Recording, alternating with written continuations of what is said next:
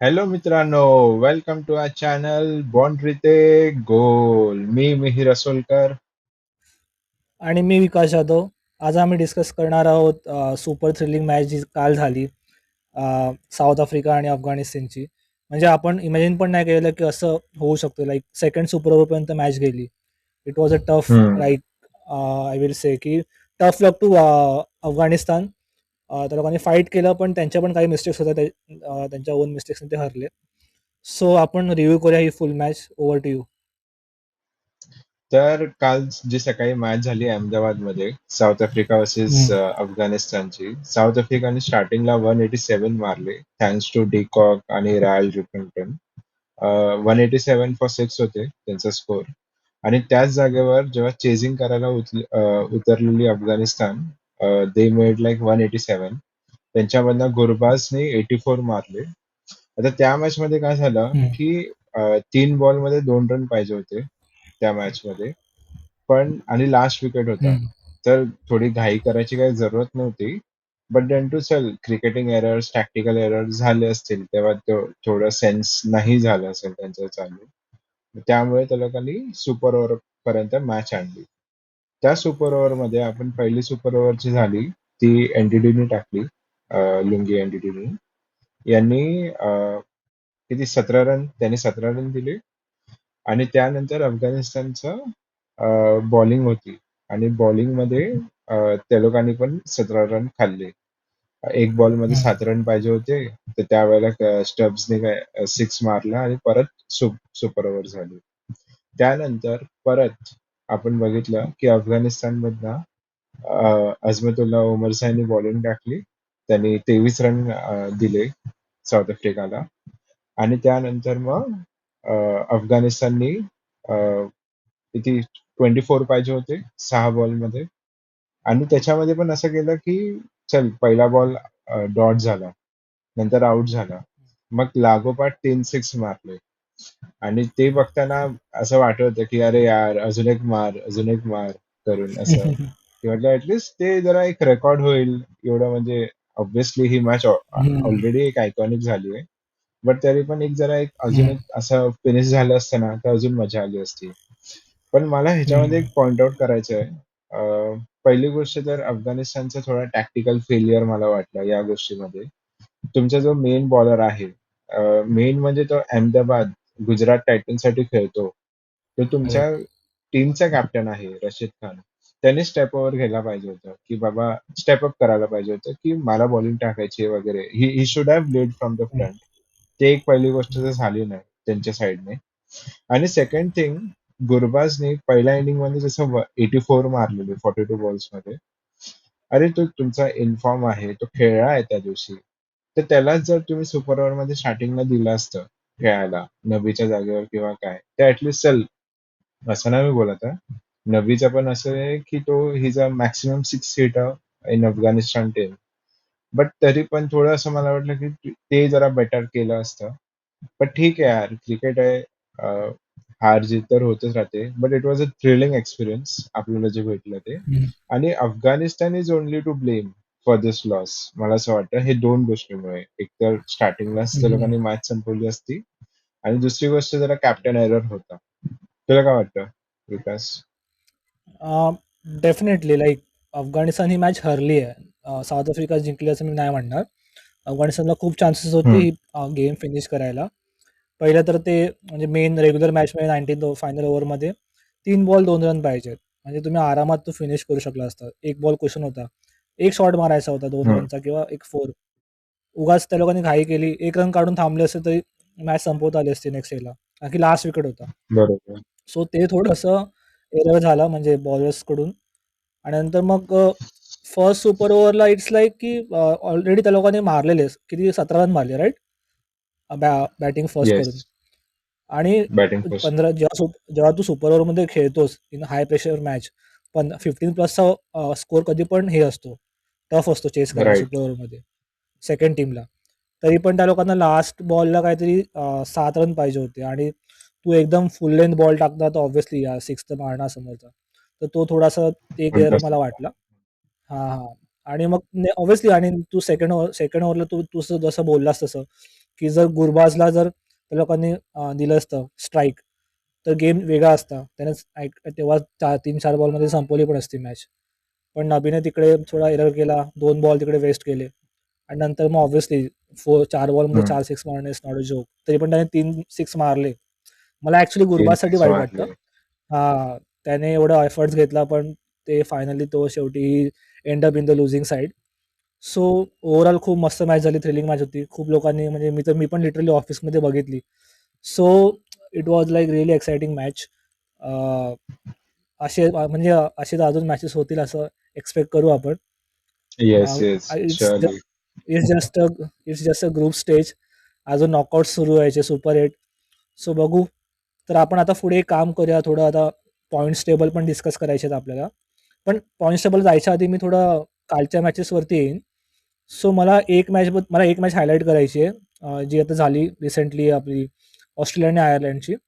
So I don't know what happen to Australia. बिचाऱ्यांचे सगळे player असे एक करून इंजर्ड होत आहेत. सो आता रिसेंटली तू न्यूज बघशील तर मिचेल मार्श पण इंजर्ड झालाय. आता तर कॅप्टन्सी ह्या मॅचमध्ये ट्रॅव्हिस हेडने केली आणि सेटने विकेट घेतली. घेतलं हा जॉश इंग्लिश आहे. सो ओव्हरऑल त्यांचा परफॉर्मन्स चांगला होता. समोर ऑब्व्हियसली आयर्लंड होती, तर एवढा काही प्रेशर नसणार. थोडा वन साइडेड गेम झाला. म्हणजे बघशील ना तर त्यांच्यामध्ये मॅथ्यू रेन्सॉ खेळला आणि मार्क स्टॉनिस खेळला. ॲज अ फिनिशर रोल त्याने परफॉर्म केला आणि चांगला 182 हं, चा हं. त्याने कोणी स्कोर केला. आणि आयर्लंडच्या साईडला एवढा कोणी काही परफॉर्म नाही केलं. ते म्हणजे 115 ला ऑल आउट झाले ते लोकं. So right. Batting side bowling साईडला बघशील तर झॅम्पाने 4 घेतले आणि नॅथन एलिसने 4 विकेट घेतले. So yes. Hmm. It was like a dominating performance from Australia. So Australia. त्यांची आतापर्यंत फक्त अजून एकच मॅच झाली आहे. त्यांच्या अजून मॅचेस व्हायच्या आहेत. आणि सेकंड मॅच अजून एक झाली ती ग्रुप सीची, वेस्ट इंडिज इंग्लंडची. सो त्या मॅचमध्ये पण मला वाटलेलं की थोडी टफ होईल, पण West Indies on the like winning side. त्या लोकांनी चांगली बॅटिंग केली आणि एंडला लाईक डिफेंड पण चांगला केला स्कोर. 196 मारला वानखडेवरती आणि नंतर डिफेंड पण केला तो, लाईक इंग्लंडला 166 मध्ये ऑल आउट केलं. तर त्याच्यामध्ये हायलाईट परफॉर्मन्स मला रुथरफर्डचाच वाटला. रुथरफर्ड एम-आयचा प्लेयर आहे, एक्सपिरियन्स आहे त्याला वानखडेवरती खेळायचा. सो त्याने 76 मारले 42 बॉलमध्ये, which was like highlighting performance. Then bowling साईडला म्हणजे इंग्लंडच्या साईडने एव्हरेज होतं, लाईक सॅम करन वगैरे जास्त काही विकेट्स काढू शकले नाही. इव्हन आदिल हं. रशीदला थोडे 2 विकेट्स भेटले, पण एवढं काय नव्हतं. बट तू ह्याच्या साईडला बघशील, आपलं वेस्ट इंडिजच्या साईडने जेव्हा त्यांनी बॉलिंग केली, तर त्यांच्या बॉलिंग्समध्ये लाईक त्यांचा गुदाकेश म्हणून आहे, नवीन प्लेअर आहे. त्याला मी बघितलं नाही एवढं खेळताना. लाईक तो आय गेस IPLमध्ये पण नाही खेळत. मे बी तो कॅरेबियन लीगमध्ये खेळतो. पण त्याने एक थोडा 3 विकेट घेतली, चांगला परफॉर्मन्स केला. So it's hmm. A player to watch I will say. आणि ठीक आहे, तुला काय ॲड करायचं तर तू कर ह्याच्यामध्ये, तुला रिव्ह्यू द्यायचा तर. मला असं तू जर बघशील तर हां. इंग्लंड आहे ना, नेपाळ बरोबरच थोडी अशी म्हणजे बोलतात ना, अशी शेकी अशी वाटत होती बॉलिंग साइडला वगैरे. Yes, yes. अ, कितीही त्या लोकांनी रन मारले तर आपल्याला पहिल्यापासूनच माहिती होतं की इंग्लंडची बॅटिंग एकदम स्ट्रॉंग आहे. पण बॉलिंग कुठे हं, ना कुठेतरी त्या लोकांची लॅक करतच होती. या हं, ह्याच्यामध्ये पण मॅचमध्ये जर तू बघशील तर बॉलिंग वॉज लाईक नेपाळ बरोबर पण तू बघितलंस तर ते हं, शेकी तर होते. त्या लोकांना असं भीती वगैरे होती की काय होईल त्या मॅचमध्ये. आणि ऑब्व्हियसली ज्या प्रकारे वेस्ट इंडिज ही बॅटिंग घेऊन येते, ते दे विल हं, डिमॉलिश ओन्ली. म्हणजे ते असे काय सोडणारे नाही. एकच्या नंतर एक, एकच्या हं, नंतर एक कोण बिग हिटर्स तर आहेतच त्यांच्या ह्याच्यामध्ये. हं, तर तो एक पहिल्यापासूनच पॉइंट होता. आता इंग्लंड आता माहिती नाही आता किती पुढे जाईल. बट कुठे म्हणजे हं. सुपर 8ला पण गेली तर ते लोकांना हा थोडा प्रॉब्लेम येणारच आहे बॉलिंगचा. की ते येस, लोकं येस. थोडे अ, हे डायसी आहेत. तू सॅम करनची जर यावेळेला बघशील तर वेस्ट इंडिजबरोबर त्यांनी ओपन केलेली बॉलिंग आणि तेच तू जर नेपाळ बरोबर बघशील तर हं, त्यांनी डेथ ओव्हरमध्ये जास्त बॉलिंग केली. तर कुठेतरी ह्यांचा रोल पण डिफाईन नाहीये. खूप सारे स्विच अँड बोलतात ना टॅक्टिक्स आहेत ह्यांच्या ह्याच्यामध्ये. तर तर ते तर असणारच. आता कुठली पण मेजर टीम असेल, समज वेस्ट इंडिज आहे, ऑस्ट्रेलिया आहे, इंडिया आहे. हे लोक हे करतीलच हे लोकांना म्हणजे बोलतात ना they they they have taken that as a negative point आणि ते लोक हम्म. त्याच्यावर कॅपिटलाइज करणारच या गोष्टीवर. Yes, definitely. सो आता आपण ग्रुप स्टेज हे करूया, टेबल वाईज रिव्ह्यू करूया. सो हम्म. ग्रुप ए मध्ये आता मला बघशील तर इंडिया आणि पाकिस्तान एकदम पाकिस्तान कम्फर्टेबली आहे. हे वाटतंय कारण की पाकिस्तानने पण त्याच्या 2 मॅचेस जिंकल्या आहेत. 4 पॉईंट्सला आहेत राईट. आणि इंडिया पण आता नामिबियावर आज मॅच खेळेल. तर अच्छा. वन साइडेड म्हणजे थोडं हे होईलच. सो हम्म. तुला काय वाटतं ग्रुप ए मध्ये? काय ट्विस्ट अँड टर्न वाटतात तुला ग्रुप इंडिया ए मध्ये? पाकिस्तान. इंडिया फर्स्ट वर फिनिश करणार, पाकिस्तान हम्म. सेकंड वर फिनिश हम्म. करणार. पाकिस्तान नाही बोललं तरी हम्म. इंडियावर हरणारच आहेत कोलंबोमध्ये. हम्म. सो थोडी ही आपली इंडियाची साईड थोडी ऑन पेपर तर आपली स्ट्रॉंगच आहे आणि बघू. हम्म. आणि ग्रुप बी मध्ये श्रीलंका आहे, ऑस्ट्रेलिया आहे आणि झिम्बाब्वे, आयर्लंड आणि ओमान आहे. तसं करंटली बघशील तर श्रीलंकाने 2 मॅचेस जिंकल्या आहेत, 4 पॉईंट्सला आहेत आणि ऑस्ट्रेलिया पण येस. 1 मॅच जिंकून हां. सो तिथे पण मला वाटतंय की Australia will finish on the top and Sri Lanka will be second. तुला काय वाटतं? मला थोडस असं वाटतं की अजूनपर्यंत ना झिम्बाब्वे वर्सेस श्रीलंका नाही झाली एक मॅच. आणि हां, जे हां. पण श्रीलंका जिंकले ते आयर्लंड आणि ओमान बरोबर जिंकले. त्यांचा हं, एक हं, एक बघशील ना तू तर त्यांचा नेट रन रेट पण चांगला आहे श्रीलंकाचा. बट जरा असं मला वाटतं थोडं क्लोज कॉन्टेस्ट होईल श्रीलंका आणि झिम्बाब्वेमध्ये. हं. झिम्बाब्वेमध्ये. ऑस्ट्रेलिया तर डेफिनेटली ऍटलिस्ट त्या लोकांना सुपर एट पर्यंत तरी जायला पाहिजे. तू जेव्हा म्हटलंस की हं, हं. मिचेल मार्श नाहीये म्हणजे आता सध्या तरी तो इंजर्ड होता म्हणून कॅप्टन्सी हे केलं. ऑब्व्हियसली तो खूपच मोठा गॅप असतो जेव्हा एक कुठला तरी प्लेइंग 11 प्लेअर नसतो, जसे की पॅट कमिन्स नाहीये, जॉश हेझलवूड नाहीये. बट त्यांच्यामध्ये एक आहे की ऑस्ट्रेलियामध्ये कोण पण असं नसेल तर त्यावेळेला कोणी दुसऱ्यांनी कसे स्टेप अप करतील आणि ते कॅपिटलाइज हां. करतील त्यांचा स्पॉट. ते तर आपण बघतच आलोय त्यांच्या सगळ्या एरियामध्ये 2003, करेक्ट. 2007, 2011 या सगळे जे एराज होते ते 2011 नाही 2015.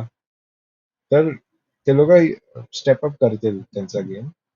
पण ठीक आहे या कदाचित या शॉर्टर पिरियड मध्ये कुठेतरी त्यांना हिट होईल ही गोष्ट. But hmm, Australia hmm. Australia you cannot take them for granted. Definitely. So group सीकडे जाऊया आता. सो ग्रुप सीमध्ये हम्म. वेस्ट इंडिज आहे, स्कॉटलंड आहे, इंग्लंड आहे, नेपाळ आणि इटली आहे. सो इथे थोडं मला टफ कॉम्पिटिशन वाटते. लाईक वेस्ट इंडिज थोडं आता मला वाटतं सरस आहे. ती फिनिश करेल फर्स्टवरती. पण इट विल बी अ हम्म. Tough fight between Scotland, England आणि नेपाळ. लाईक नेपाळ एक मॅच हरली आहे, पण ती टफ म्हणजे एकदम टफ देऊन हरली आहे. तर मे बी स्कॉटलंड आणि राईट. नेपाळची मॅच टफ होईल, मला असं वाटतं. आणि मे बी इंग्लंड आणि स्कॉटलंडची मॅच पण टफ होऊ शकते. Like looking at the current performance. तुला काय वाटतं? तुला काय वाटतं की पाच पैकी कुठले दोन टीम क्वालिफाय होते? फक्त तुला दोन पिक करायचे आहेत अ, का?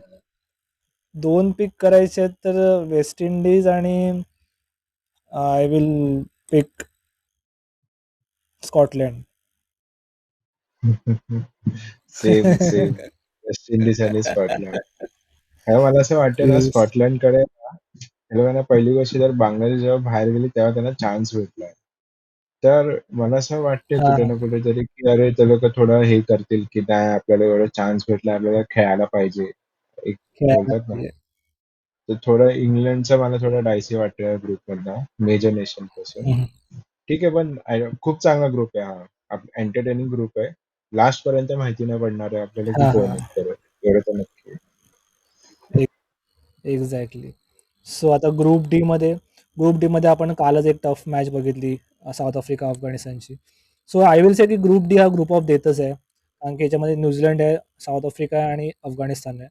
युएन, कॅनडा म्हणशील तर थोडे असोसिएट नेशन्स. सो बेसिकली आता बघ इथे तर मला क्लिअर पिक्चर दिसतंय की न्यूझीलंड आणि साऊथ आफ्रिका जात आहेत. South so Africa. तुला काय वाटतं आता? राईट. नाही नाही सेम न्यूझीलंड आणि हम्म. साऊथ आफ्रिका कारण सेम. अफगाणिस्तानचे दोन जे मॅचेस होते they are virtually out of the group. जर न्यूझीलंड हां, आणि हां. राईट. साऊथ आफ्रिका जर ते लोक युएई किंवा कॅनडा पासून एक मॅच कुठली तरी हरले तेव्हा जाऊन त्यांचा एक हां. चान्स बनतो. नाहीतर ओपनली तर आउटसाइड बघतो ना आपण, तिथं असं काही चान्सच नाहीये सध्या तरी. हं. सो तेच आहे. ते बघू आता काय होतंय. So it will depends on the upcoming matches. So मित्रांनो, असेच तुमच्यासाठी आम्ही अजून रिव्ह्यू व्हिडिओज घेऊन येऊ. सो प्लीज लाईक, शेअर आणि सबस्क्राईब करा. बाउंड्री ते गोल.